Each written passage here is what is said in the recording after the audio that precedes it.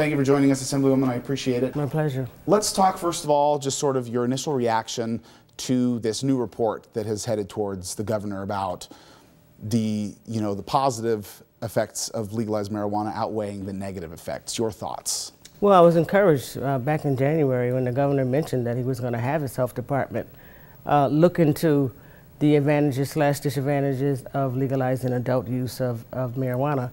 And so now when the health department report has come out, I'm even more encouraged because I think it pretty much sets up the similar framework of the legislation that I have already introduced. There are some pretty key points. It specifically spells out the fact that there has been a disparity in the way the criminal justice system has been enforced with this product. And I think that's, for me, that's really important because my desire to see it legalized is mostly from a framework of the fact that there's social justice in it. The mass incarceration that has gone on in this country around this particular drug is nothing less than just horrendous. The impact that it's had on the lives of people, communities, is devastating. And so for me, it's social justice. And I think that it's clear that there needs to be some reinvestment in those communities as a result of the mass incarceration. So I'm pleased with the results. I think there's a little of science base in it. I think there's a little, some things that we could debate, but government is an art of compromise. That's what we do. But I think in general, the framework of the legislation that we've already introduced is there, and we'd like to see that built on. And hopefully between now and before we get back to Albany in full session, there'll be at least 5 public hearings that the legislature will call that will look further into the issue all around the state. Now, you've made it very clear in the past that although that you were in favor of legislation going a certain way, it didn't necessarily mean you personally agreed with the use of marijuana. How does this sort of bridge that gap? Well, if you look at, there's got to be balance with, particularly cannabis, because there are literally 9 other states that already have legalized it. 2 of them are in the vicinity of where our region, and actually one of them is a country that couldn't be more closer to us. And so the fact of the matter is whether I desire to use it or not, a lot of people do, an awful lot of people, and some of them use it for, as adults, for recreational reasons, and some of them use it for medicinal purposes, whether they can afford to pay for the prescriptions through the medical program that we have here in New York, or whether they just self-medicate by supporting underground markets that people use marijuana on a regular basis. The more we lock people up doesn't mean people are using it less. And so at some point we've got to just kind of think, if we keep doing the same thing and expecting a different result and it's not happening, then maybe you need to change. And so I think the time now is to change. If you look at the data, the vast majority of people who get arrested for the drug are people of color. And quite frankly, the vast majority of them are people who are under 30 years of age. So now you have a criminal record. What are you going to do with that? You can't go to college. You can't live in public housing. You're almost doomed to a life of failure. So essentially what you're going to end up doing in many ways is still dependent on government to survive. And so why cut off people's livelihood when we can simply legalize the product and regulate it in a way that it prohibits people who are not old enough to have access to it. It uses the same public laws that we have as it relates to smoking, even tobacco, to make sure that people are not abusing it or impinging on other people's airspace. And so, you put the rules in place and you try to make things work in the best interest. Now, keep in mind that we as a state have already legalized the medicinal use of it. So there's some families who literally are able to save the lives of their children and allow them to have a better quality of life because they can use this product. And so when you look at that, you can't on one hand say this family should be able to use this to save their life, but this family's life has to be devastated because it's criminalized. So I think we have to, we have to use some balance here. And I think this is an opportunity to create that balance. Realistically, what kind of response do you expect from your Republican counterparts? Do you expect a lot of resistance? And if so, what's the foundation that they would have now? I do expect that there'll be resistance. There always is. I mean, on no matter what topic we're discussing in Albany, there's always resistance. But I think, to Senator Gallivan's perspective, he's a former law enforcement person. He's a former sheriff. So for him to wrap his head around the fact that he spent the vast majority of his career as a law enforcement officer locking people up for something that's now going to be legal it's going to take him some time, and I understand that. And if you're looking for science around cannabis and its benefits, there's a ton of it out there. You can just look at quite frankly, what many of the states have already done. Or you can look at things like the bill that I sponsor, 3506, which puts money into further research on the value of this plant that grows in our society on a regular basis. And, you know, as it relates to people who are suffering from addiction to opioids, there are even studies that have been put out by the American Medical Journal that says that, you know, marijuana could possibly be a treatment for people who are addicted to chemical-based opioid drugs. This is, of course, the one that's pictured all around us is the natural base. And so I think that we should look forward to opportunities to see how much more we can use. So I look forward to the debate with my colleagues in government and anywhere else.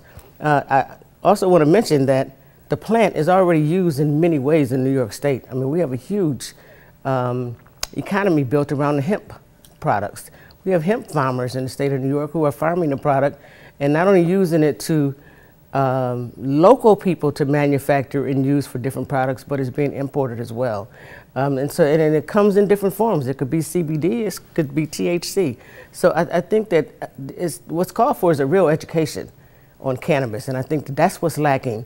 And so a part of what we want to do in these public hearings that we want to do statewide is help to educate people about how to think about cannabis. We can't think about it like we thought about it in the 60s. We got to think about it like we are now in 2018. What in your mind is the big kind of selling point? Obviously, you have to have something that you're going to sell your opponents on.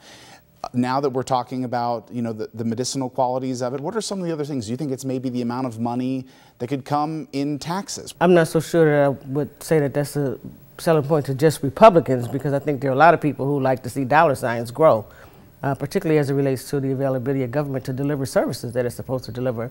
After all, we don't even need government if it's not for delivering services. So the ability to get additional resources to do that has to be appealing to some people. And I think if you look at people like Mr. Boehner, who used to be adamantly against even the discussion of cannabis, who now works for a major lobbying firm, that's their only purpose in life, is to make cannabis legal all over, you know, state by state or all over the country. So I think the view of Republicans is already changing on this topic. And a lot of that view is based on the fact that people are seeing that there's an ability to make a lot of money. A 74-page document sounds like quite a hefty document that came out just to the governor's desk. From that document, what we're learning, what the governor is now looking at, where do we continue with the research and the understanding of the positive and negative uses of medical and recreational marijuana? Well, I think the first thing we should do is pass 3506, which is the legislation that I've introduced in the Assembly and that has been introduced in the Senate by Senator Krueger. And if we do that, there will be dollars that are garnered from the regulation and taxation of it that will specifically be used for research. Say we could be giving, you know, millions of dollars to the University of Buffalo to further study uses for cannabis. We could be giving resources to Roswell to further study opportunities to find cancer cures. There's any number of opportunities in terms of research, scientific research, that this plant could be used for. And I think that's one of the things that we make clear in our legislation. The other thing we make clear is we want to seal the records of people who have been convicted.